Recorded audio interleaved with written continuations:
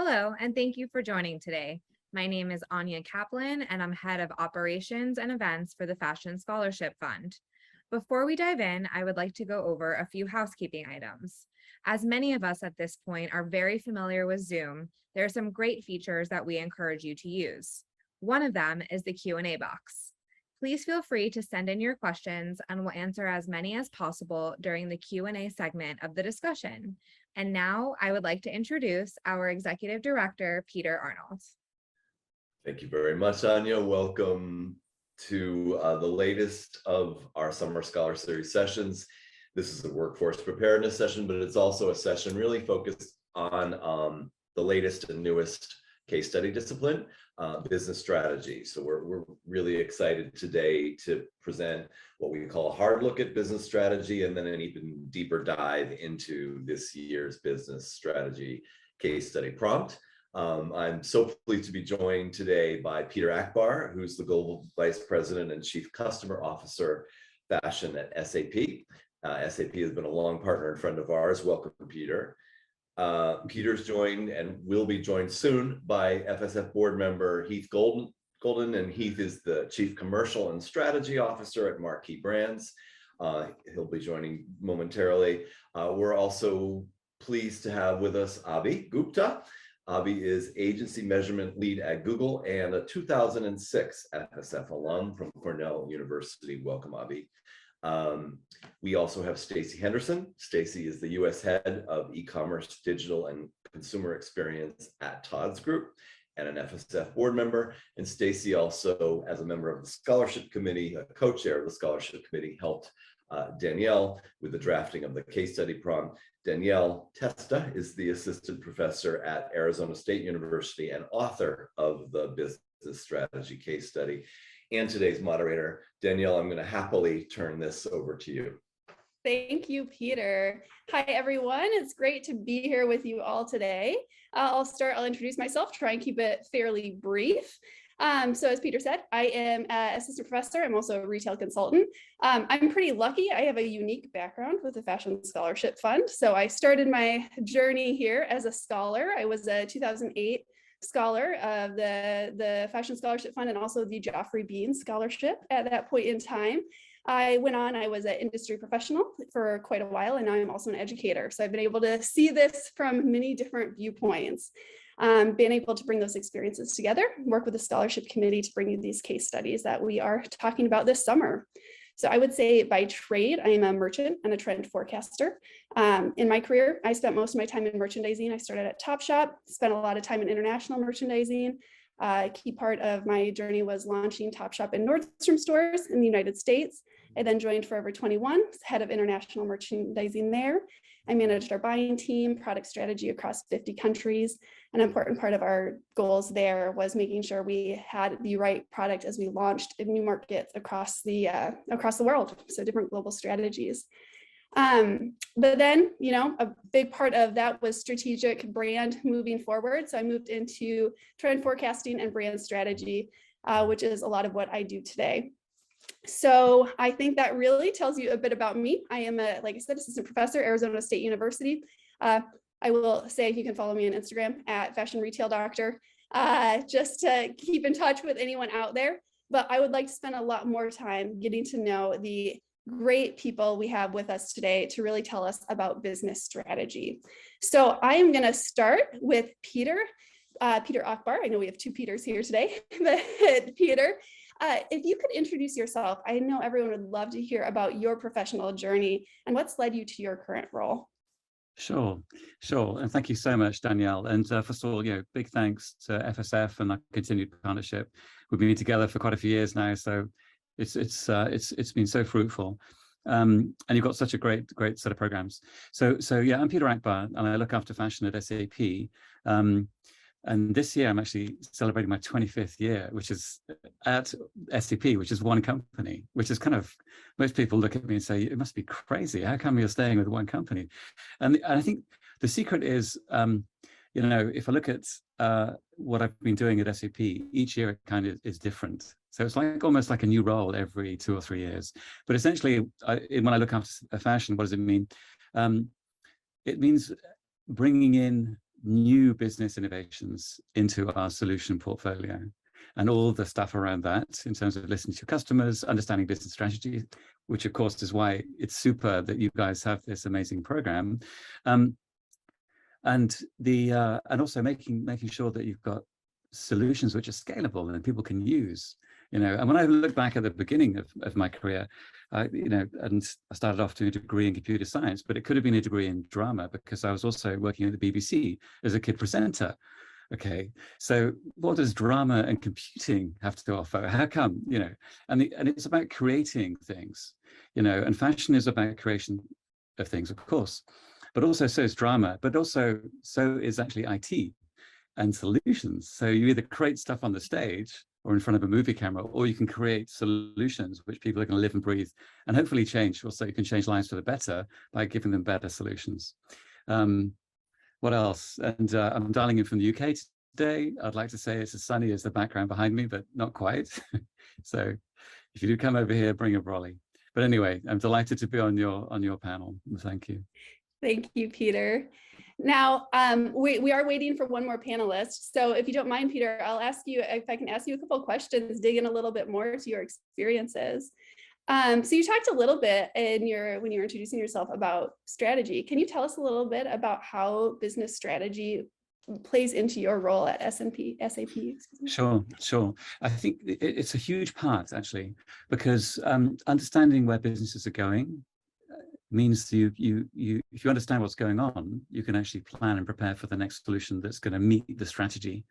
And I'll give you a good example of this one. So before I joined SAP, I was with M&S, Marks and Spencer's, and I kind of kicked off at SAP as a software designer of our first fashion software. And of course, we're all in fashion, so we know that solutions have to work at the style, color, size level.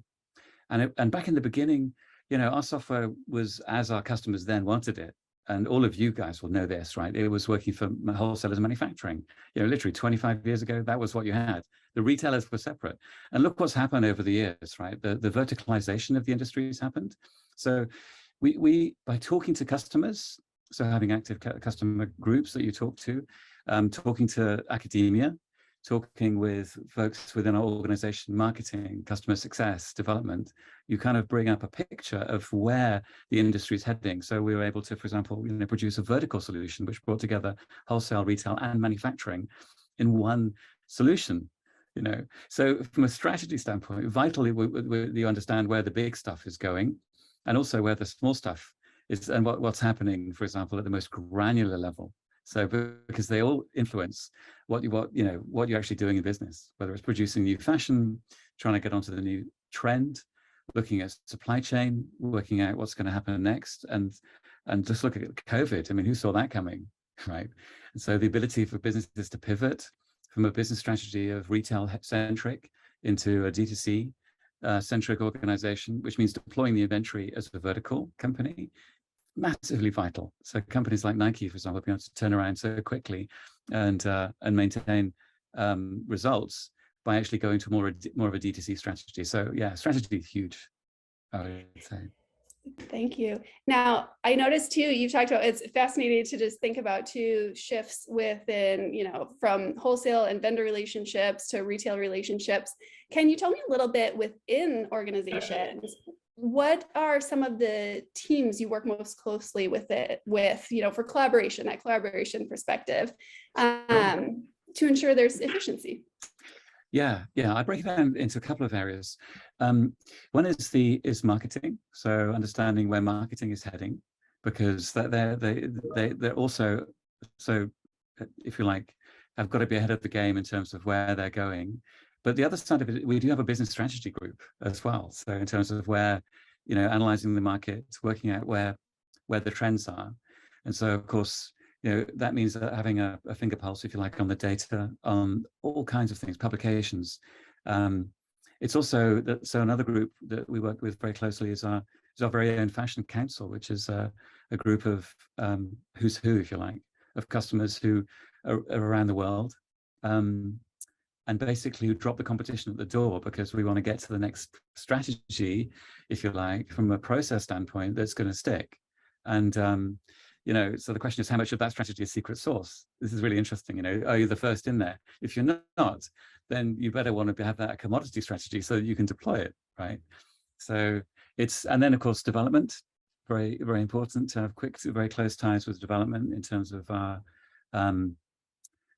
capacity to make fast changes. And if you look at what's happening in the metaverse right now, billions of dollars being invested. Many of the big fashion brands now have NFT ready articles, and just the new business models which are coming up in that one. Use of blockchain. What are the new processes when you create a new style now? Should you have an NFT to go with it? Well, that means that your underlying ERP has to support all of that, the mundane aspect of reselling an NFT. So I think it's about being plugged into pretty much each of the parts of the organization, but the big ones, I think the business strategy part, the marketing, and our customers, and the ability to listen to those as well as play a full part in how they roll out. I liked what you said too about, dropping competition at the door. I think that's something that's come up. We've had a couple of these, kind of hard look sessions, and I feel like that's come up over and over again, is how it's so collaborative, right? Especially today in the fashion industry, and for these businesses to move forward in the industry of the future, there's so much need for collaboration and cross-functional teamwork, right? And I think that really came out in what you were just speaking to as well. Sure. I think we've also had Heath join in now. Heath, welcome. Thank you for joining us today. Sorry for speaking over you for a second there. No, I apologize to the panelists and the scholars. I'm sorry. I'm at a conference and Wi-Fi issues, but nice to be here. It wouldn't be a video conference if there wasn't at least one Wi-Fi issue, I think after two years of this, we'd get it right, but I apologize. But thrilled to be here. Thank you. Well, if you're up for it, Heath, I would love to have you introduce yourself. Tell us a little bit about your professional journey. I know all the students would be really interested to learn about your journey and what's brought you to your current role. Sure, thanks, Danielle. My name's Heath Golden. I'm the Chief Commercial and Strategy Officer at a company called Marquee Brands. But most simply, we're a licensing company, which means we buy the intellectual property, the trademarks of brands, and work to then globalize them by category and geographic expansion. If I believe we have a special sauce, it's that we work very hard to actually grow the quality of that brand. So we will spend a lot of resources and time and money on increasing brand heat in a way that helps us drive that royalty income and that demand for our brands. We own organized into 4 verticals. Martha Stewart is our single biggest brand in the home vertical. Emerald Lagasse and Sur La Table round out home and fashion. BCBG, Bruno Mali, Antisocial Social Club, which hopefully resonates well with the scholar demographic here. And then Active Outdoor, Body Glove, and the Kind, and finally maternity, destination maternity, motherhood, paternity, NFT in the pot. How did I get here? So I've been here for 3 months, and I started my career as a corporate securities lawyer. I spent 7 years at large New York law firms. It was an incredible foundational background for me. Interestingly, one that I think relates to this panel, which is, what do you learn in law school and practicing law? To me, 2 things: how to write and how to think logically. And they paid dividends for me in my strategy role every day. After 7 years of that, I wanted to go run a company. I was supposed to be a consultant of a company, and I came to this industry to a company called Hampshire Group, which at that time was the largest sweater company in North America. I spent 8 years there, half as CEO, and then ultimately spent 18 months in the intimates industry, created the Heidi Klum brand while I was there, great experience, and then spent 6.5 years at Randa, which is the largest men's accessories company in the world, and the owner of Hager, which is the largest men's non-denim pant brand. There I ran strategy, I ran digital, and also spent 2 years as CFO through the pandemic, which was a great learning experience. And that has brought me full circle now to where really my job is to use my network and connections and come up with the right strategy to propel each of our 13 brands forward around the world. Thank you, Heath. I will say that it seems like strategy has jumped out throughout all of your career, many of your positions. Can you maybe tell a little bit about how you feel strategy has played into your current role that might be interesting to students? Yeah, it is. It's what I spend 99% of my time on in reality. So we have 13 brands. I didn't understand this until 3 months ago. There's bigger versions of us, like Authentic Brands Group. They have to do this, exponentially more because they have 50 brands or whatever it is, right? But each of our brands requires its own strategy. We need to figure out the right demographic in this world where performance marketing is getting ever more expensive, right? Understand who our customer is and mine that data that we have and that we aggressively collect for actionable insights. So we drive each of our brands forward, again, growing brand heat so that we can wholesale them to brick and mortar retailers, which creates demand for licensees to pay us a royalty on sales. And that is just a bespoke ideation for every single brand, figuring out what is going to drive that digital demand around the world. And by digital demand, I mean, Google will tell you touch your device 60 times before you pull the trigger on a purchase, right? So my job as the brand owner is to be wherever you are as you think about something to help you propel you to conversion, which I'm generally agnostic about, whether it's on one of our owned and operated DTC sites or at Walmart or Macy's or Nordstrom or Selfridges or La Rinascente. So that is strategy virtually every minute of every day. Thank you. Now I have a question that I'm going to kind of aim at both Peter and Heath. So whoever wants to kind of take this first. But, thinking about everything we've talked about, what would you say are some important skills or other aspects you look for when you're hiring new talent within your organizations? Yeah, I can certainly have a go. I mean, that one. It's certainly. I mean, we're in the business. SAP is in the business of creating software and software solutions. So creativity is really high up on the agenda because we need solutions and people that can look a little differently. And that also means diversity, because having different views of the same problem often brings you the better answer. Actually, always brings you the better answer.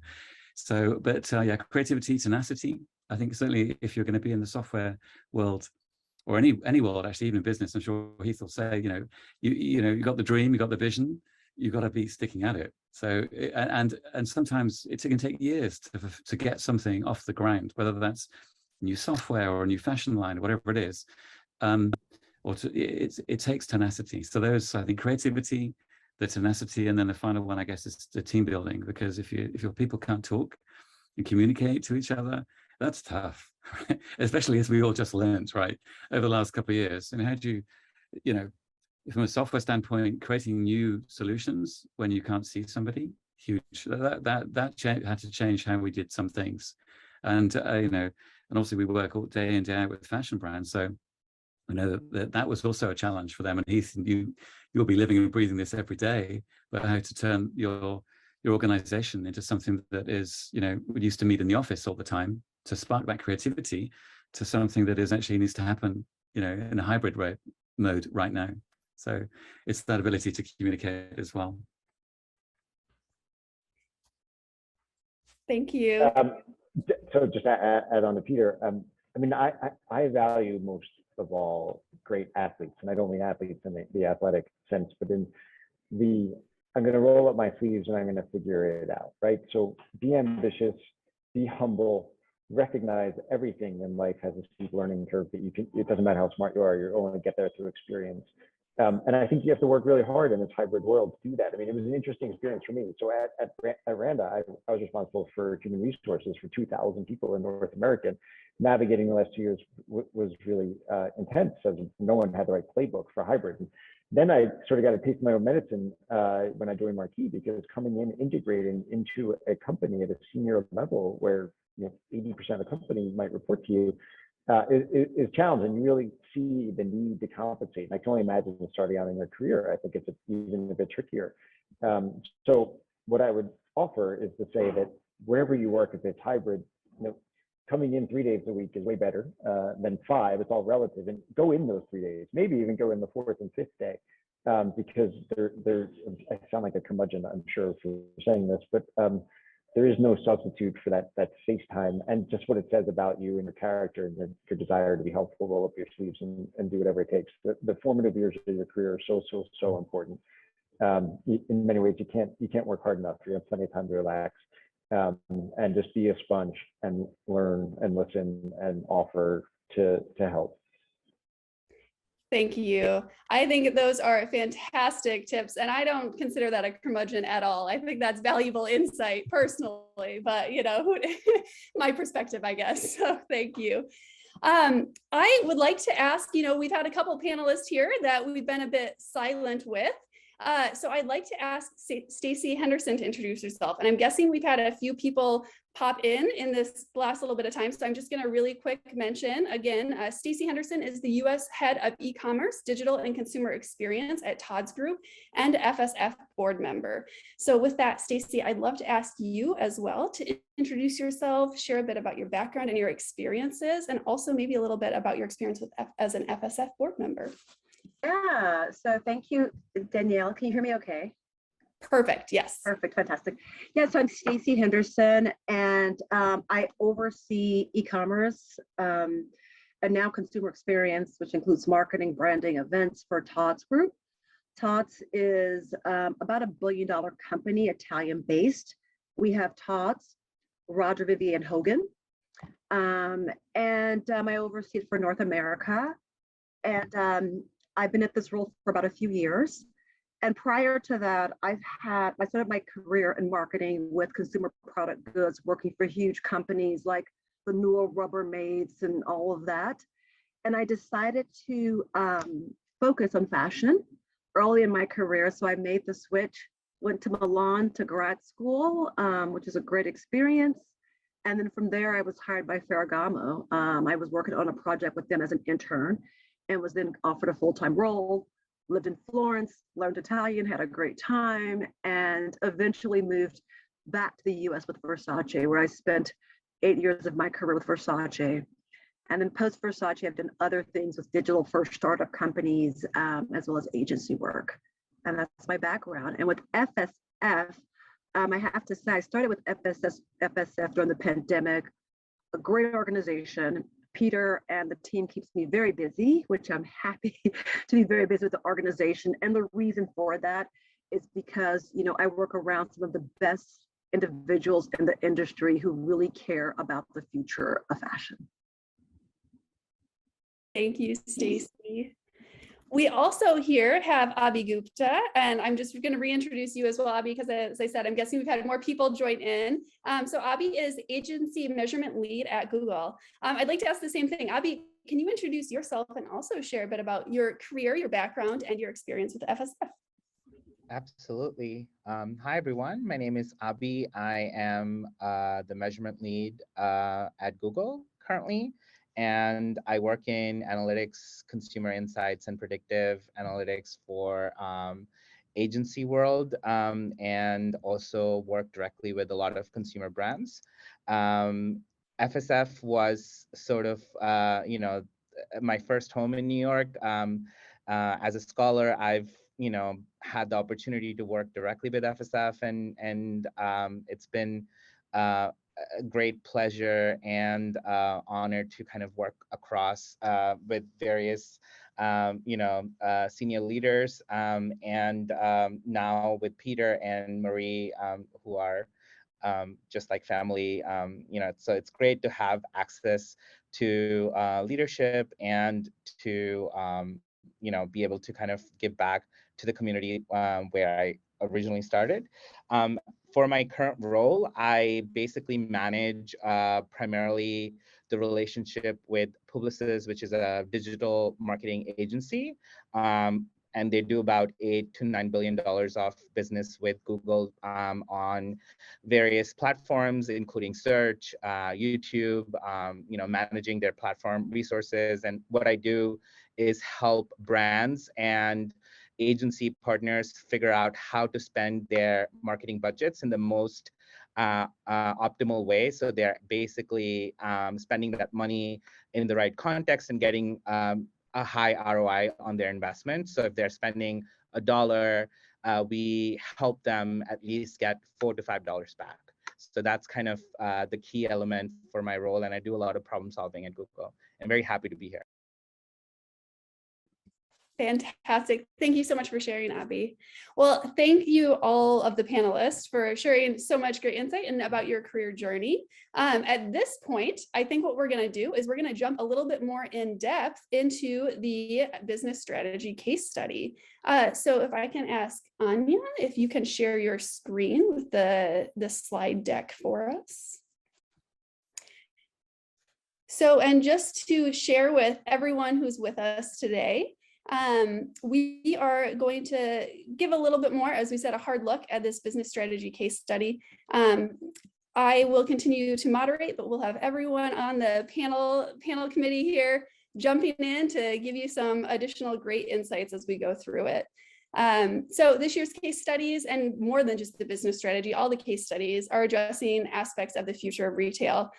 So they're talking about technology driving retail business success and consumers driving retail business success. So the strategy case study specifically is looking at that digital and technology-based element. If we can go on to the next slide. So just one thing I'll point out, one thing that's unique about the business strategy case study, as Peter Arnold mentioned at the beginning, this is new. So this is a new case study this year. So while you'll see examples in some of these presentations we go through, this is kind of a mock-up example in this deck that will give you an idea, but use your creativity as you go through these, because this is new this year as well. But so what we're looking at, you're taking on the role of the Chief Innovation Officer. Your job emphasizes improvements to information technology, technology integration, improvements in systems, all those things we've heard all of our great panelists talk about today, those strategies that can make fashion better.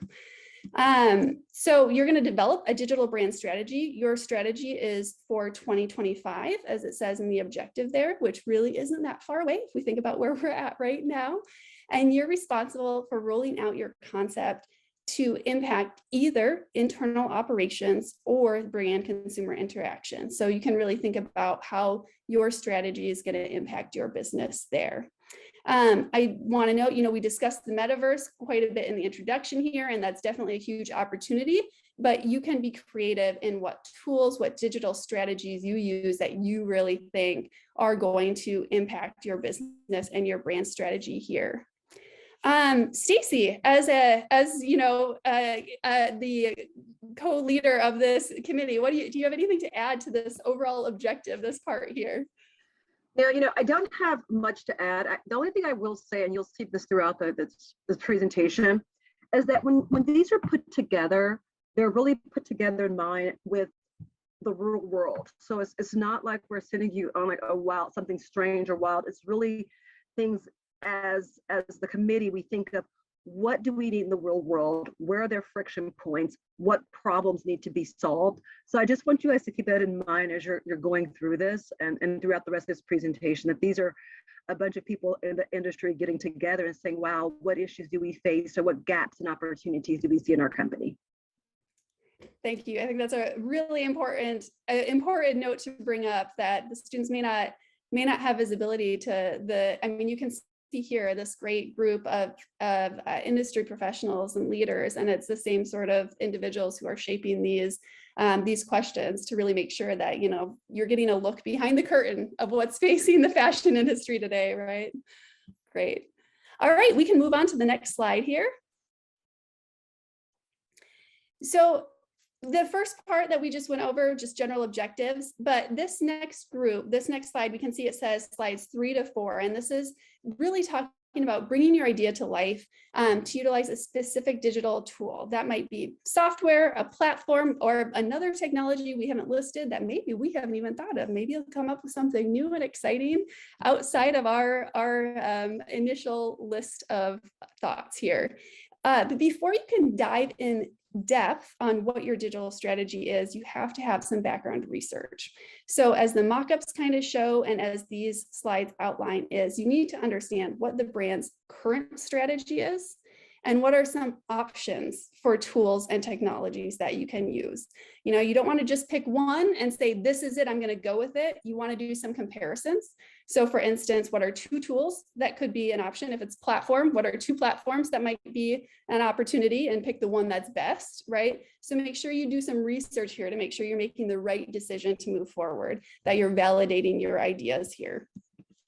On that note, I'd like to ask a question to all the panelists here, anyone who wants to jump in, just about, what digital tools or technologies do your businesses work with that you think might be useful for students to be familiar with as they dive into this project?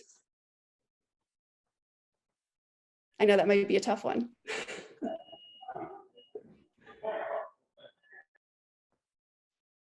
Oh, I can Peter, just say, you're on mute. Oh, There, is that better? Sorry Yep. about that. Yeah, it's such a fast changing market, so it is a tricky one. And also sometimes it changes by geography too, because, and there's so many startups. One of my roles is actually mentoring startups in tech startups. And I've seen so many, actually, even today, before I joined your call, I was on a whole bunch for Paris, for our Paris startup community called SCP.io. And yeah, so it's difficult to sort of, I would say, certainly NFT creation, minting, I think, and anything to make that journey for a brand easier is absolutely worth looking at. Because, if you think about it, and I mentioned a word earlier called commoditization. So also things start off as, wow, this is super neat and right, super cool, but eventually everyone needs to do it. So then it's about what's the easiest to use. So what is the easiest way to actually commoditize an NFT? The production of and the selling of and the maintenance of and blah blah. So is it and today, so I would say look at your market and have a look and see what NFT minting tools are out there and which ones have the biggest traction, and they're easiest to use because they're hopefully the ones that will be used in the future. And then don't forget that the larger companies may adopt them as well, because we also take on companies and we buy companies, etc. Because sometimes you just can't be nimble enough. You just have to adopt the company. Google's a good example of that as well, by getting in technology, and we're similar. So yeah, it's a tricky one. I think NFT minting and anything, and the other one I would say that's exciting, the imaging. So as you look at Web 3.0 and Metaverse, the imaging, so 3D imaging at scale is I think super cool, because you look at the retail conversion rates. If you see something in 3D, what is it, 20-25% up? It's quite amazing. So if you've got easy tools that can turn your 2D snapshot of a bag of a shoe into a beautiful 3D image, that's pretty good. So I'd look at those, and it does change by market. I don't see an overall leader at the moment, but yeah, that's my 2 cents. Thank you. Abhi, I noticed you have your hand up. Do you have some thoughts as well? Yeah, so from my perspective, something that we are working towards quite a bit with, digital cookies going away. Cookies are a way to really figure out, who is actually engaging with your brand. So a lot of these privacy restrictions that are coming in place, having first-party data, what that means is having access to your consumers and being able to really directly interact with those consumers is something that's top of mind for many, many, many brands. And they're figuring out ways to really collect that data and harness it and be able to kind of use it for whether it's targeting, whether it's really interacting with their consumers, figuring out their journey to actually either go to the website or any sort of other performance indicators that you're trying to establish. So I would say from my perspective, having access to first-party data, which is directly having access to your consumer, is really top of mind for most brands right now. That's huge. I think that's a great thing to call out. Thank you, Abhi. Stacie. Yes. So from a luxury marketing, let's say retail, there are a couple things that we talk about a lot in terms of friction points. The first one is going back to what Peter was saying, was enriching the products, the imaging, and making the 3D imaging is super important. Not only from a sales and conversion point of view, but I was on the phone earlier today with a company that mentioned when consumers are like first viewing an item 3D, there's a 20% reduction in return rate, which is so interesting. And of course, leading e-commerce, I'm always trying to reduce that return rate as much as possible. So that's super important. The second thing that is also important is finding tools to blur e-commerce and in-store retail. So I know that there are some tools out there that if someone goes to my site, instead of the chat going to, my customer service in the traditional sense for e-commerce, a person from the store will answer the chat and can actually show the product on the store associate. But blurring those lines between your physical space and your online space is also very important. Thank you, Stacy.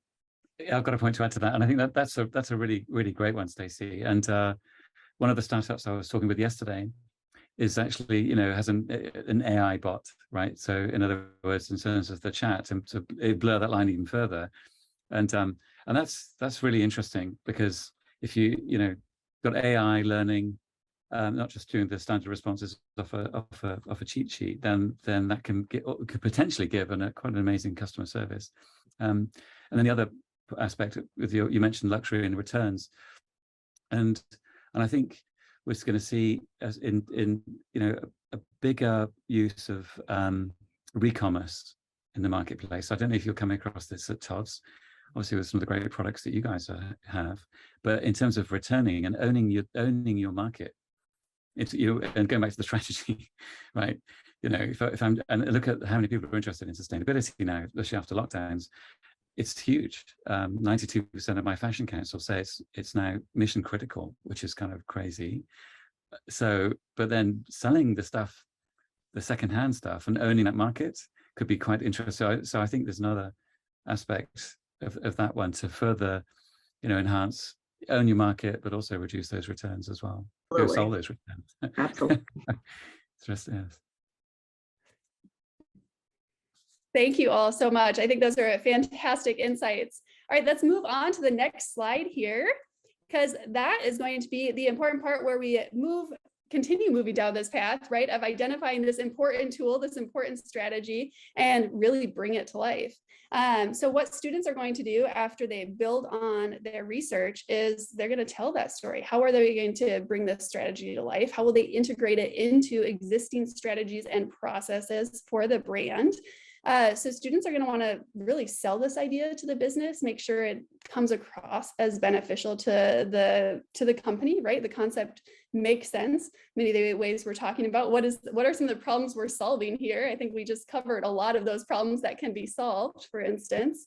So what I'd like to kind of ask the panelists here are, do you have any tips for students to consider when thinking about integrating technology into their existing business strategies? Yeah, I'll be brief, but yeah, I think it's speed is everything sometimes, well, and quality. You want to get it right. If you don't get the integration right, so I think out of the box is important. So if you've got to build your own integrations and test them, that sounds okay.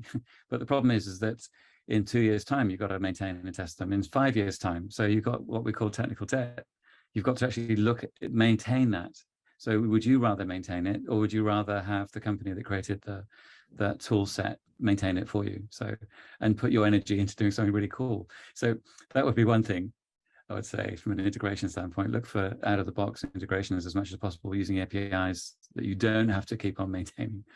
So that long-term perspective, I think, is a great consideration in general for students as well. Yeah. Any other, oops, sorry, Peter.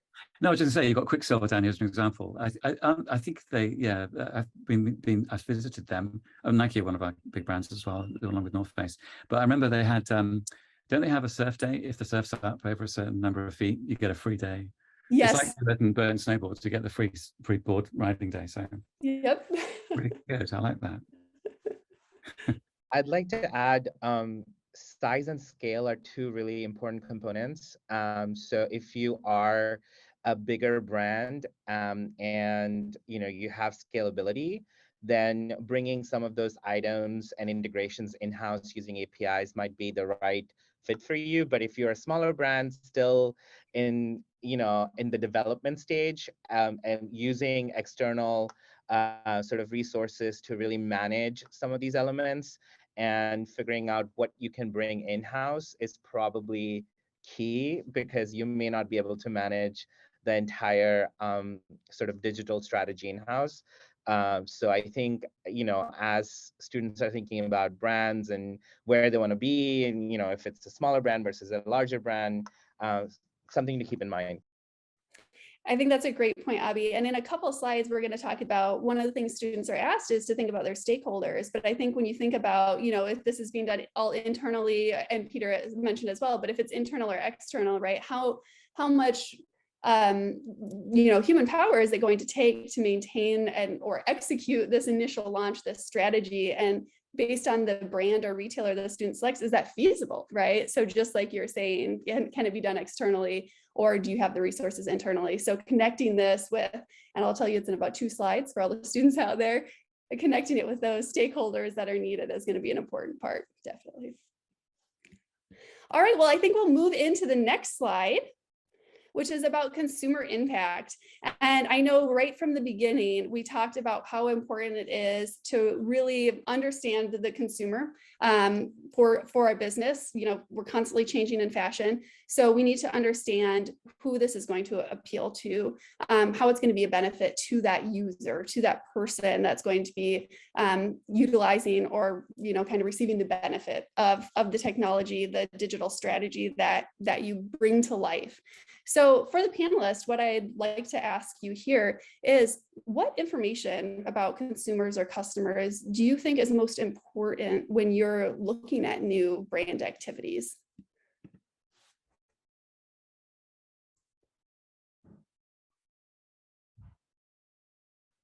So if it's go ahead.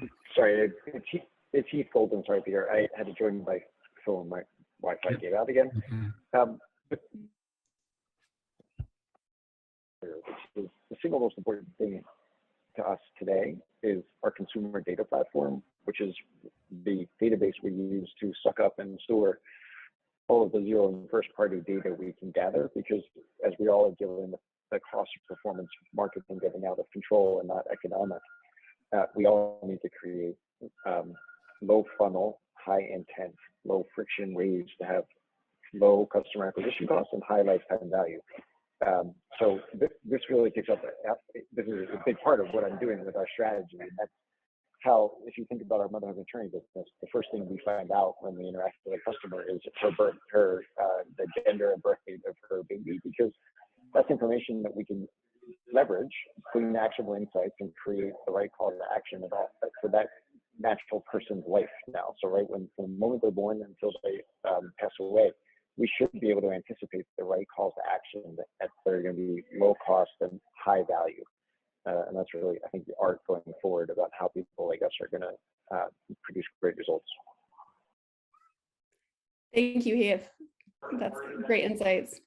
Does anyone have anything to add to that?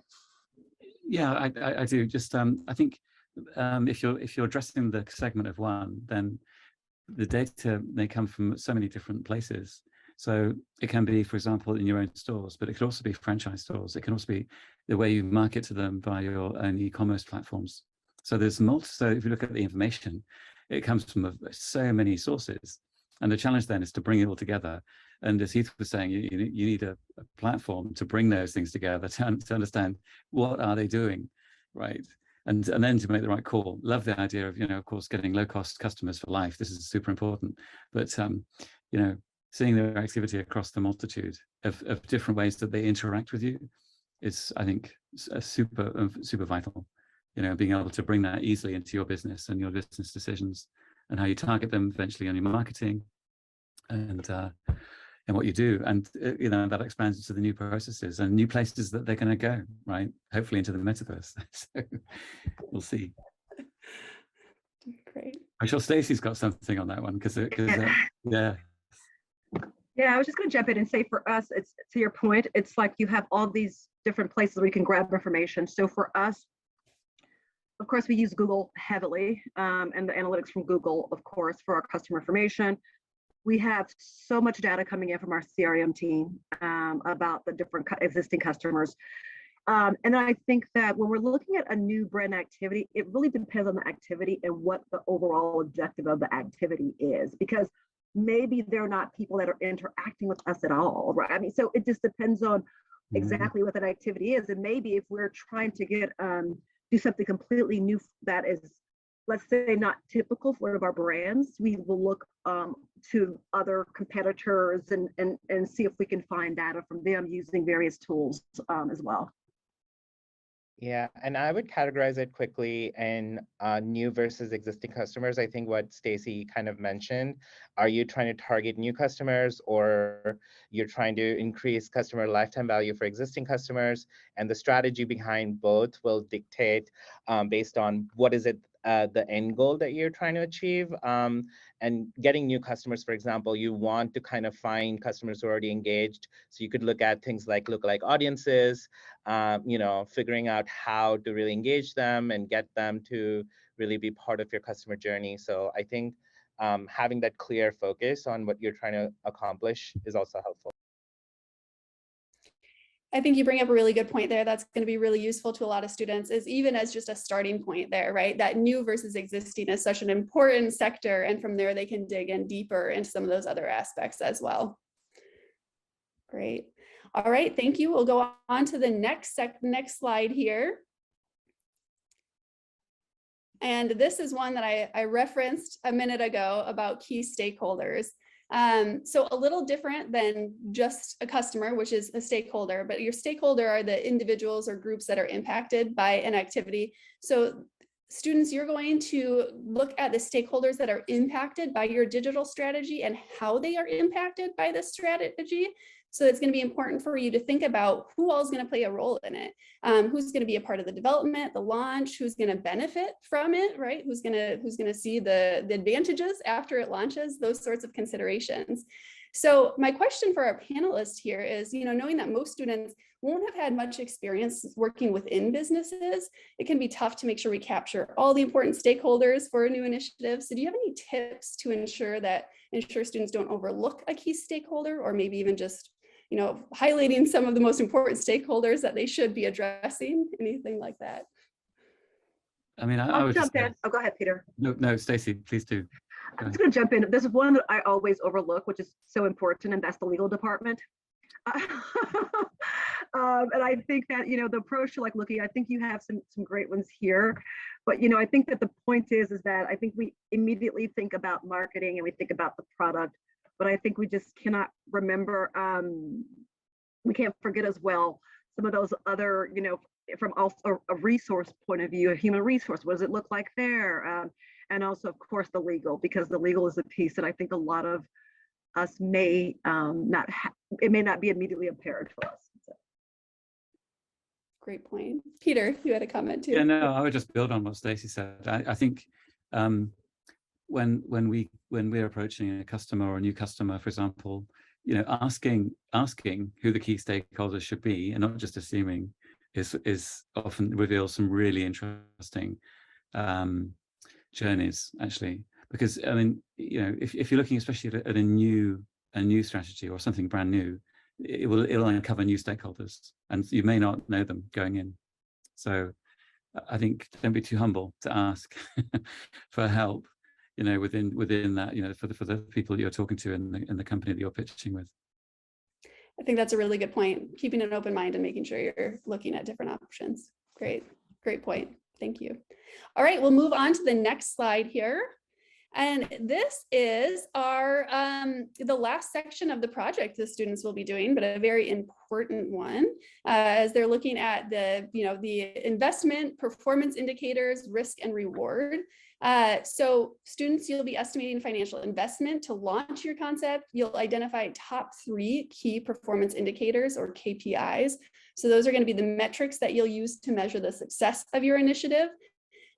Since this is, you know, you're outlining this idea, this is your concept, your digital strategy. You are going to identify what KPIs you think will best evaluate its success and why that might be. So that's going to be an important part.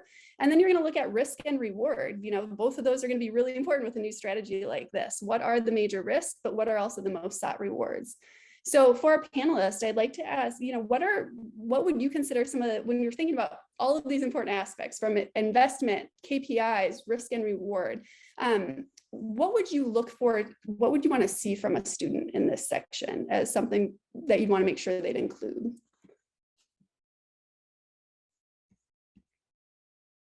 Or something that might be left out, you might question?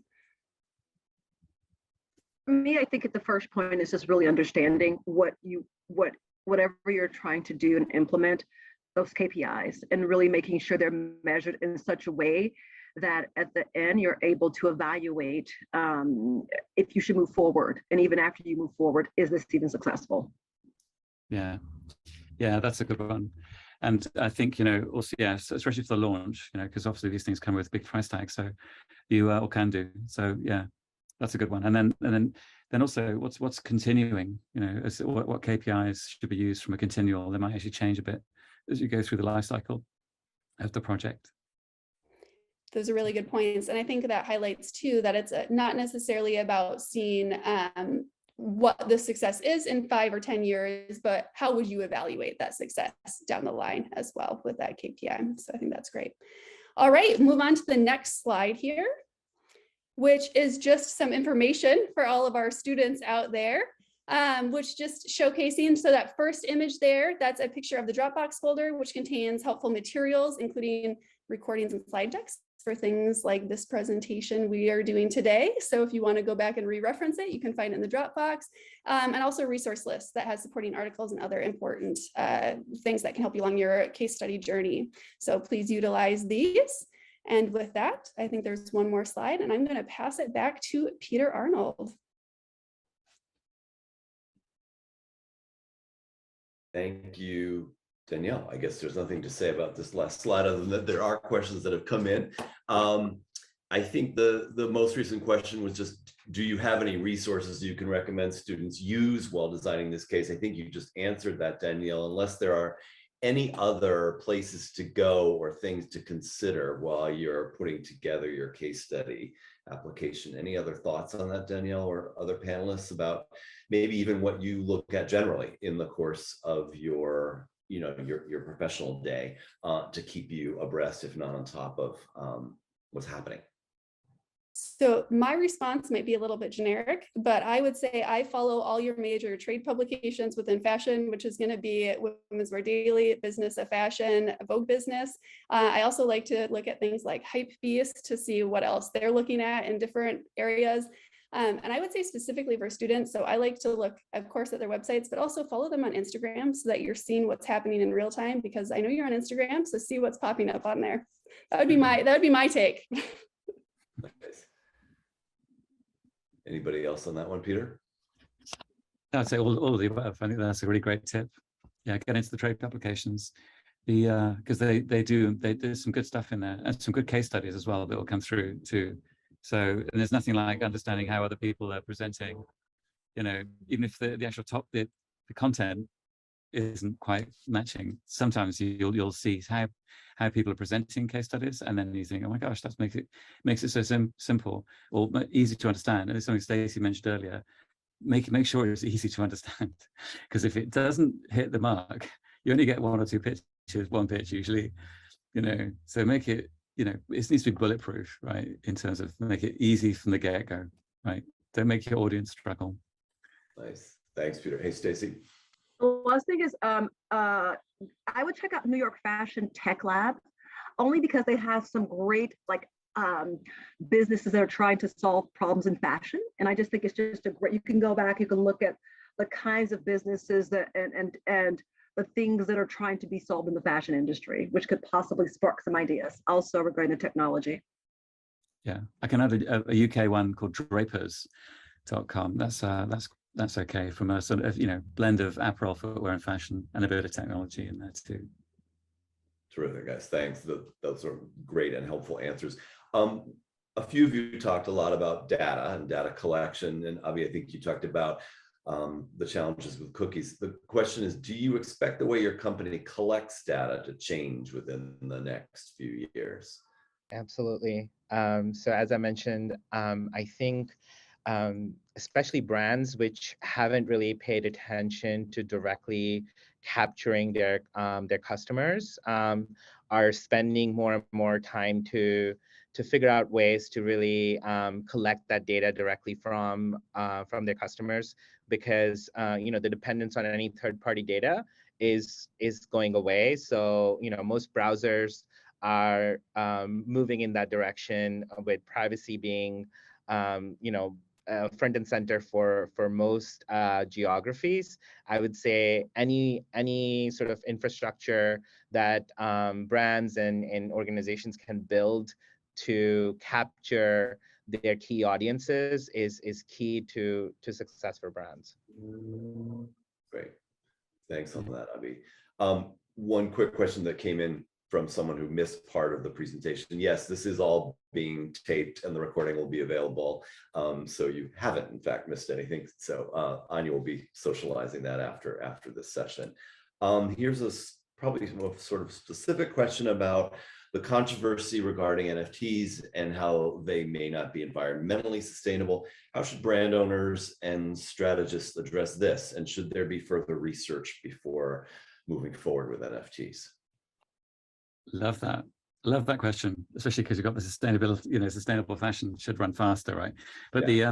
It's an interesting one, because it's kind of a bit of an elephant in the room, right? Because if you're spending a massive amount of computing power to create an NFT, crypto, etc., that we know it's just the initial research is suggesting that's not particularly sustainable. So what do? I mean, do you offer at the checkout, carbon offset, plantation of trees for your NFT? I mean, there are many different options to doing that, or there are also ways, do you have to, when you mint, the difference between mining and minting, right? So if you're mining, that can be very, very expensive in terms of the computing power. If you're minting, and you might be over-engineering it. If you're in a cryptocurrency, yeah, you need to mine. But if you're minting, go back to the easy to use, sustainable options in terms of what's the easiest and most effective way to create something like an NFT. It's, after all, the bottom line, it's really only a unique identifier, right? You don't necessarily need to go mine it, but yeah, it's the challenge piece. Yeah, and I would say, you need to have a very clear strategy around why you're doing it. So if it is brand awareness, like how it's helping and having clear metrics around measuring that success, and if it's not working, what other ways you can sort of move quickly. Since it's a new technology, I think there is that sort of, keeping eyes on it and making sure that this is doing what you want it to do for your brand. Yeah. And I think also, look at when you buy a flight, right? You see the carbon, how many kilograms of carbon, pounds of carbon you're consuming. It doesn't, it's not a stretch to say that, eventually, look at the green reporting that customers are doing. Look at what Kering is doing with its green reporting and the green line, for example. So I think you'll see sustainable companies that really, can track that, deploy tools to tell you what you're buying and what the impact's going to be. I think we're seeing lots of movement in that area, and also there might be even legislation that's coming in certain markets which will drive that. So back to the data question, I think there'll be more, people, customers, brands will need more sustainable tracking actually to be able to report. So there'll be additional things, not just is my customer, but also the supply chain stuff about how sustainable is the product, the cotton, the did I fly it? My goodness, so that, to go back to answer your data question, I think it's that'll get bigger. Yeah, thanks, Peter. That's super interesting. Maybe I hate to say this, but we're out of time. But I think the format, Danielle, thank you, allowed for a lot of questions and input throughout the presentation of the slides. So thank you for that. I want to thank all the panelists, especially our board members who, thank you, Stacie. I'm happy to hear that we're keeping you busy, but thank you, Abhi, who have you competed successfully and you're here today as testimony to, you know, I hope the support that we provided you, and thank you, Danielle, for very deftly moderating. Peter, thanks to you and SAP, and Heath, thanks for valiantly staying connected despite all your Wi-Fi issues. We really appreciate it. And encourage all of you who are applying in the business strategy discipline or considering applying to do so, and know that we're here for you. There's a great level of support through our office, through alums like Abi, who are available to help if you have additional questions. So again, thanks for taking your time in your day to tune in, and Danielle, thanks for your deft moderation. Very much appreciated. And so long, everybody. Thanks. Hey, thanks all. Bye-bye. Thanks.